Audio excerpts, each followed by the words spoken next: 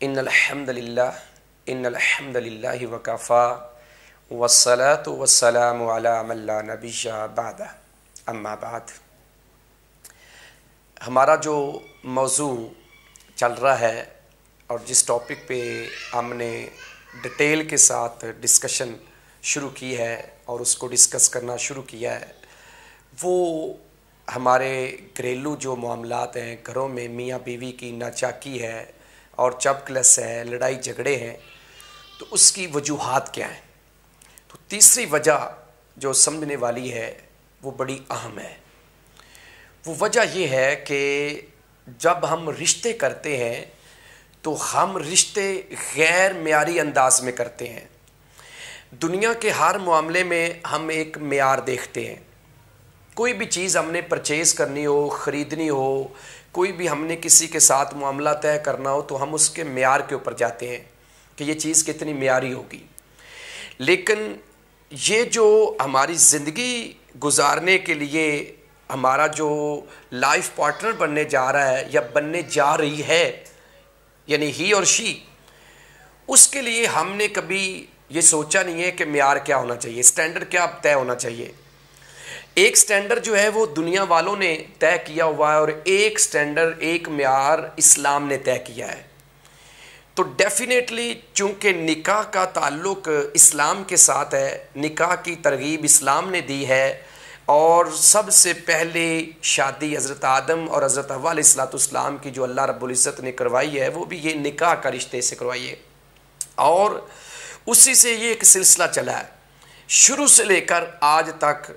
चाहे जितनी भी बेहयाई आम हो जाए और फ्री सेक्स का काम शुरू हो जाए, लेकिन इसके बावजूद निकाह की जो अहमियत है, जो निकाह की बरक़ात है, उसका कोई डिनाई नहीं कर सकता, उसका कोई इनकार नहीं कर सकता।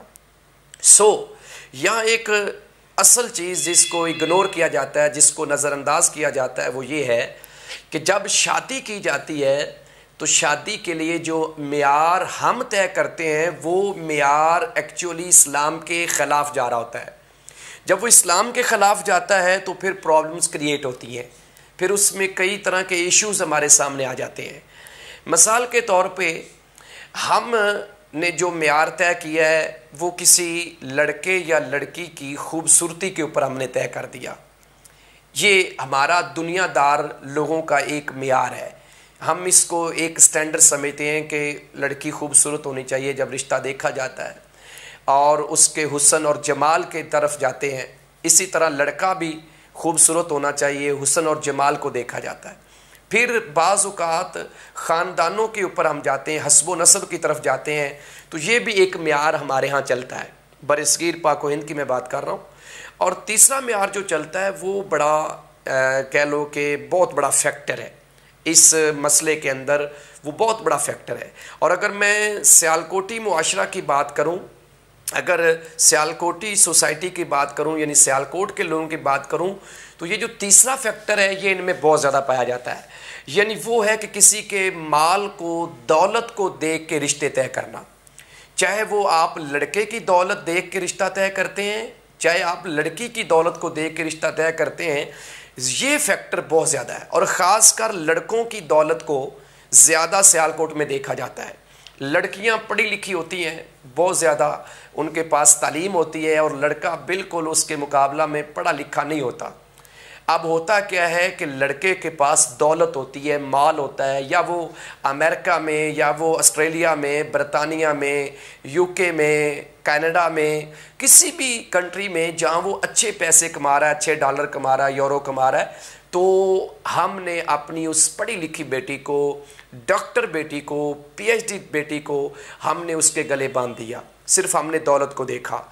अब डेफिनेटली जो म्यूचुअल अंडरस्टैंडिंग होती है वो लाजमी होती है एक मर्द और एक औरत के दरमियान। अब लेवल जो है, मेंटल लेवल दोनों का डिफरेंट हो जाएगा। एक तरफ एक लड़का मैट्रिक पढ़ा हुआ है और एक तरफ एक लड़की डॉक्टर है, एमबीबीएस है, पीएचडी है, या वो एमफिल है, या वो मास्टर है, या बीएस उसने ऑनर किया हुआ है।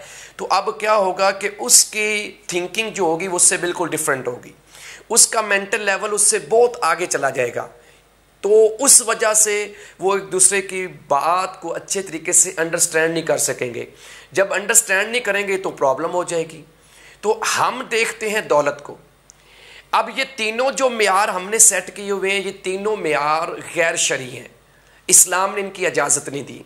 इस्लाम ने जिस चीज़ को मेयार बनाने का हमें हुक्म दिया है, चाहे वो लड़के के लिए चाहे वो लड़की के लिए, वो दीन। सहीह बुखारी की रवायत है कि नबी करीम सल्लल्लाहु अलैहि वसल्लम ने फरमाया कि कुछ लोग जो हैं वो हस्बो नस्ब की बुनियाद पे शादियां करते हैं।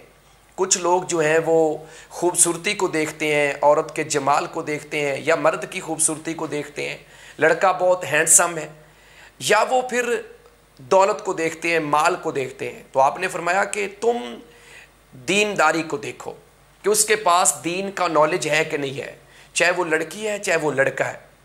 अगर ये मेयार तय कर ले लड़के वाले भी और लड़की वाले भी कि हमने लड़की वाले तय कर लें कि हमने ऐसे लड़के से अपनी बेटी का रिश्ता करना है जो दीन वाला होगा, और डेफिनेटली होगा क्या, ये तब मुमकिन होगा जब उनकी बेटी भी दीन वाली होगी।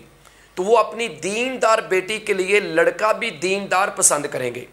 तो फिर जब ये दोनों दीनदार होंगे, दीन को समझते होंगे, दोनों के दिल में अल्लाह का डर होगा और दिल में एक ख्वाहिश होगी, जज्बा होगा कि हमने रसूलुल्लाह सल्लल्लाहु अलैहि वसल्लम की तालीमात को फॉलो करना है, तो बहुत कम ऐसे केसेस हमारे सामने आएंगे कि जब दोनों दीन को समझने वाले हों, दोनों दीन पे चलने वाले हों, तो उनमें इस तरह की लड़ाई हो, इस तरह का झगड़ा हो, या वो फिर नौबत जो है वो तलाक तक आ जाए। इसी तरह जब लड़का जो है वो पढ़ा लिखा होगा, दीन की तालीम के हवाले से मैं बात कर रहा हूँ कि दीन को समझता होगा, तो फिर क्या होगा कि वो लड़की भी दीनदार पसंद करेगा। जब वो दीनदार पसंद करेगा, बाहया औरत को पसंद करेगा, बापर्दा औरत को पसंद करेगा, दीन को समझने वाली और मुत्तकी खतून को पसंद करेगा, तो फिर उनकी आपस की जो अंडरस्टैंडिंग होगी वो दीन की बुनियाद पे होगी कि जहाँ दीन की बात आएगी वो दोनों खामोश हो जाएंगे कि हमें कुरान क्या कहता है, हमें नबी अलैहिस्सलाम क्या कहते हैं।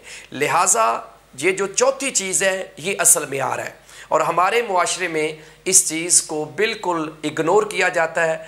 मैं समझता हूँ 99% लोग जो हैं इसको इग्नोर करके जो तीन पहले मैंने फैक्टर्स बताए हैं, एलिमेंट्स बताए हैं, और तीन पहले जो स्टैंडर्ड्स जो दुनिया वालों ने तय किए हुए हैं, ज़्यादा लोग उनके ऊपर फोकस करते हैं, जिसकी वजह से घरों में फिर लड़की और लड़के की अंडरस्टैंडिंग नहीं होती, म्यूचुअल अंडरस्टैंडिंग ना होने की वजह से लड़ाई झगड़े होते हैं और नौबत तलाक तक आ जाती है।